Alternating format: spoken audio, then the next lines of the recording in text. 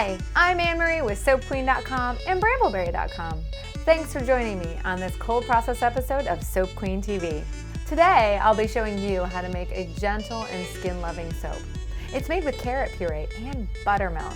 I got this baby Bastille recipe from Amanda from Lavender Soap, and we featured it on SoapQueen.com. It's great for dry, sensitive skin or delicate skin.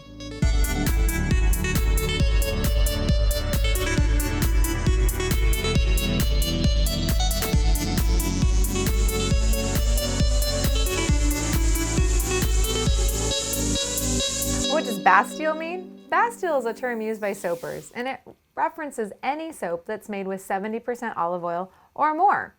Traditionally, Castile soap refers to any soap made with 100% olive oil. Soap made with a lot of olive oil is extremely gentle to skin, but it doesn't have the most copious large lather. So, for this bar, we've added just a little bit of coconut oil to help with firmness and lather. If you've never made cold process soap before, there are some serious safety considerations to take into account.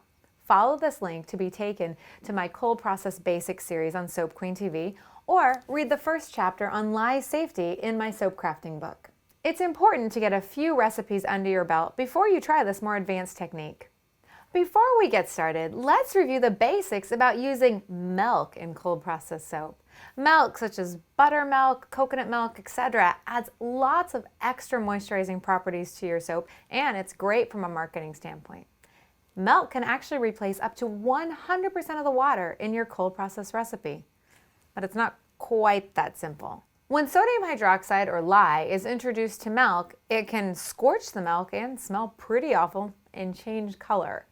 Scorched milk still makes great soap, but that color change can really affect your design. To see examples of this color change, check out the goat milk soap video on Soap Queen TV for an in-depth explanation of making milk soap. There's also a book on making milk soap on BrambleBerry.com that has 10 detailed recipes, including photos.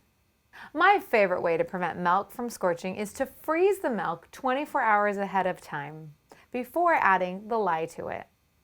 Another important part of this recipe is the carrot puree. Be sure to use a carrot puree that doesn't have any additives. It's just carrots and water.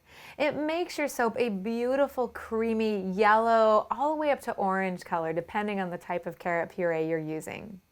To give this soap a very soft scent, I'm using Lavender 4042 essential oil. This is completely optional, and if you're making this soap for babies or for someone that you know has sensitive skin, you might consider leaving out the essential oil.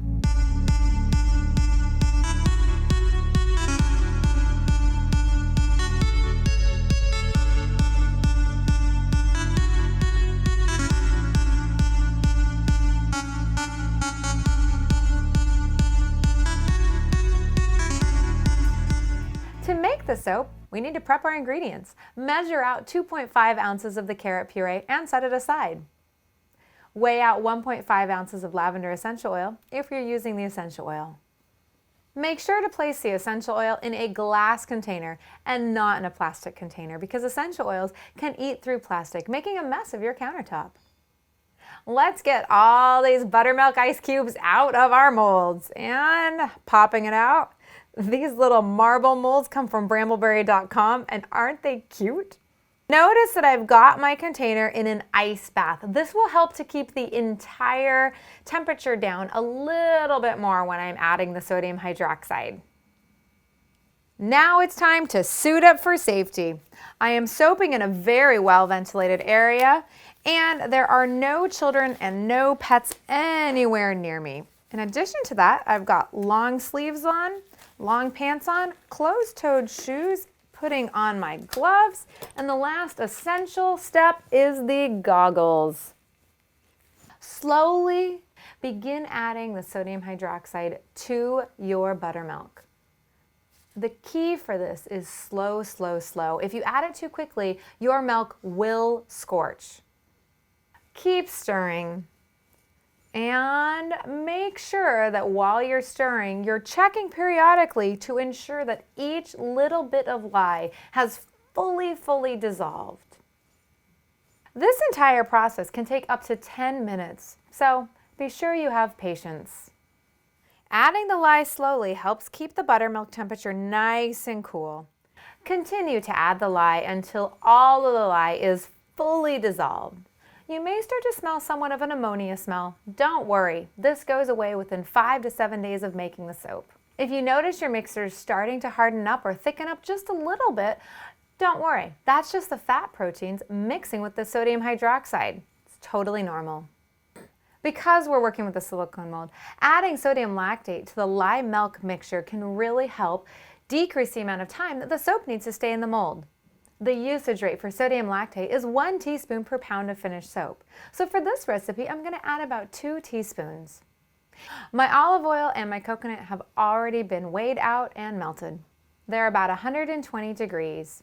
Take your stick blender, place it all the way at the bottom of your container, burp it to make sure that there's no air bubbles trapped underneath that head, and then gently pour your milk lye mixture down the shaft of the stick blender and alternate pulsing the stick blender, using the stick blender to also stir the mixture.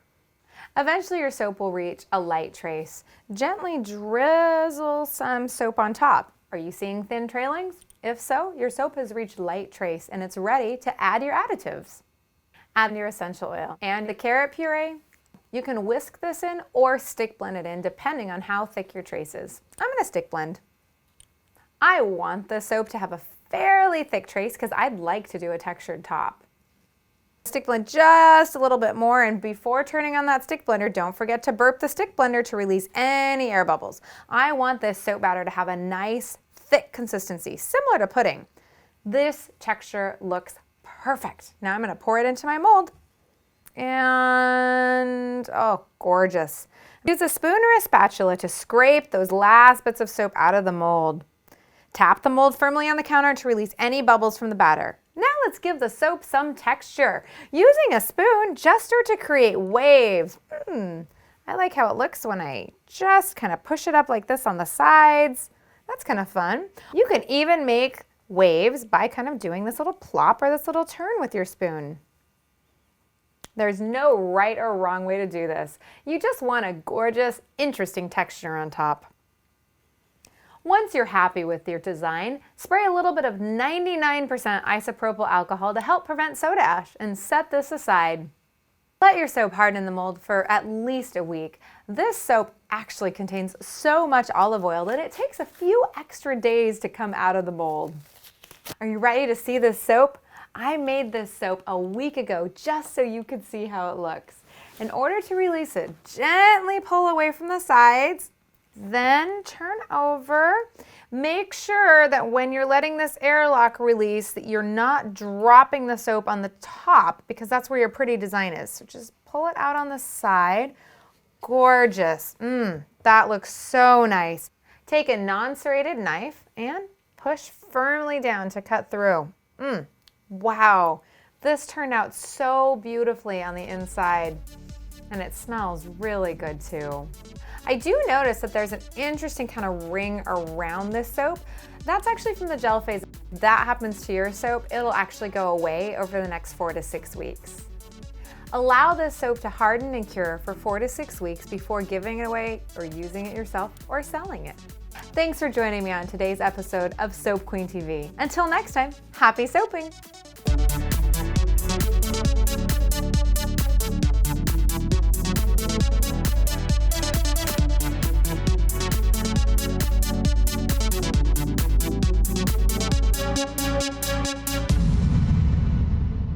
Toed shoes, putting on my gloves, and the last essential step is the goggles.